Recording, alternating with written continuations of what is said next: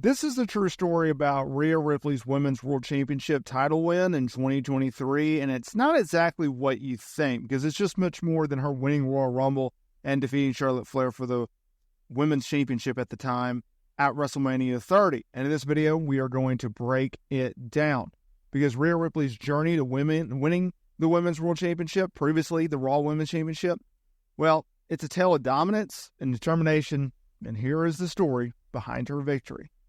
It started with her dominating the women's division. She had been steadily rising as one of WWE's most dominant and fearless competitors, showcasing immense strength and brutality after making waves in NXT before making it to the main roster and quickly becoming a force to be reckoned with. And then she found herself in she's just there. She was just someone on the roster. And that leads us number 2. In 2022, Rhea, she joined the faction known as the Judgment Day, aligning herself with Damian Priest, Finn Balor, Dominic Mysterio. Her heel turn and bringing a new, darker persona allowed her to unleash a more ferocious side to her, and this alliance gave her an edge that she needed to take her career to the next level. 2 huge building blocks for this title win. Number 3, it was the Royal Rumble 2023 victory. Rhea's path to the championship gold truly started with her historic performance in the 2023 Women's Royal Rumble match, entering the match at number 1 and lasting in the match for over an hour. She eliminated several top stars, including Liv Morgan, which is quite ironic, to win the match. This victory earned her an opportunity at WrestleMania 39.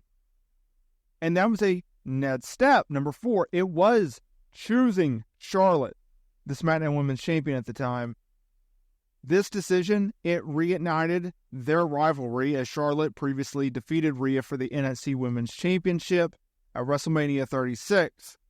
Now, Rhea, she was determined to redeem herself on the grandest stage of them all. People forget about that WrestleMania 36 match and how defeating it really was for Rhea. She should have won that match. It went from being in Tampa, Florida at a stadium to the Performance Center due to the pandemic. But yeah, that was a game changer. Number 5, it was actually the championship win. April 1st, 2023, Rhea Ripley, Charlotte Flair, they delivered an incredible match at WrestleMania 39. In a brutal and intense bout, Rhea managed to overcome Charlotte's experience and resilience, and ending the match when Ripley delivered the Riptide from the top rope, no less, securing the pinfall.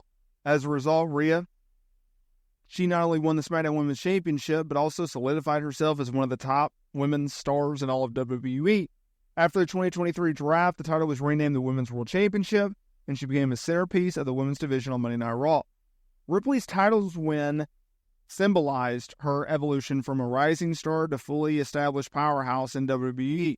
Her reign was characterized by dominance and her ability to handle any challenger, ensuring her place at the top of the division. Think about that. Think about all the challenges, all the things that she had to go through, because go back to WrestleMania 36, how absolutely devastating it was, right? She made a name for herself in NXT. She caught fire in NXT, and when people were like, oh, Charlotte Flair's coming down to NXT, and she's going to feud with Rhea Ripley. Oh, this is going to be interesting. This is going to be a building block for Rhea Ripley on the main roster. This is going to be huge for her career, right? Feuding with Charlotte Flair, one of WWE's biggest stars at such a young age, potentially beating her, and doing so with the NXT title on the line, doing so at WrestleMania. How much bigger can you get? And then Charlotte goes over. They continue that feud for the next few months, and Charlotte just absolutely crushed her. And it's like, ugh. She was never the same in NXT, Rhea, that is. And then she went to the main roster and really didn't do much. And things were not looking good for her, because go back to NXT UK. Rhea Ripley, she came in. She was a all-natural girl, blonde hair, right? Good looking. But she's like, you know what? Everyone's comparing me to Charlotte Flair. I don't want to be Charlotte Flair. I want to be my own. I want to be Rhea Ripley. I want to stand on my own 2 feet. I don't want to be in anyone's shadow, right? And so she changed her gimmick, and that clicked. It's like, oh, this is different. Then there was comparisons to China.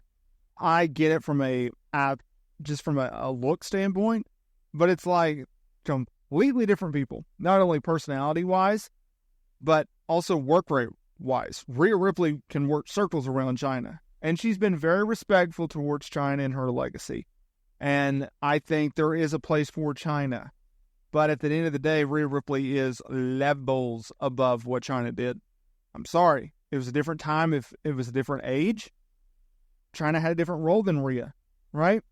China was a powerhouse enforcer for DX. And then she went on a dominant singles run. But she was beating guys in bad matches and just was a different style. Rhea Ripley, she's the face of the company in a lot of ways. She's a top star for them. She can do media when needed. She can work main events when needed. She can step up when needed. I mean, she's a full package. She really is. And now what she's been able to do with Liv Morgan in that feud, like that's been a lot of fun, right? And not anyone, I certainly didn't predict what they were going to be able to do. Think about this. So she headlines Elimination Chamber against Nia Jax, of all people, now our women's champion, in Australia. She goes on to WrestleMania 40. She retains her championship over Becky Lynch. Becky Lynch, who won Elimination Chamber to earn the said championship match. It was a shocking finish. I really thought Becky Lynch was going to beat Rhea Ripley. She was in a contract here with WWE. Becky was in talks with WWE for a new deal. Rhea had been champion for a year at that point. Everything lined up all too well for Becky to win the championship. But that didn't happen. Rhea went over. She retained the championship. She then went into a program with Liv Morgan. She was just supposed to do a one-off with Liv. Liv accidentally injures her in a backstage segment, and then they both take off. They both catch fire. It's remarkable how things just kind of work out for themselves. It's made Rhea a bigger star. It's obviously made Liv a humongous star. But it all goes back to Ripley being a dominant star, going back to being part of the Judgment Day, one of the biggest keys to her success, in my opinion. Not just the women's championship run, but just in her career in general. That Judgment Day alliance was major. While she was women's world champion, she was part of the Judgment Day, right? Just so much momentum, so much progress, so much success in such a short period of time. It all aligned, and it all helped Rhea get to where she's at now. And I think that's huge. And I think that's something that fans need to pay attention to, and they need to look closer at, and they need to appreciate what Rhea Ripley has gone through. All the ups, all the downs, all the sacrifices, all the success. Everything comes in waves in this business.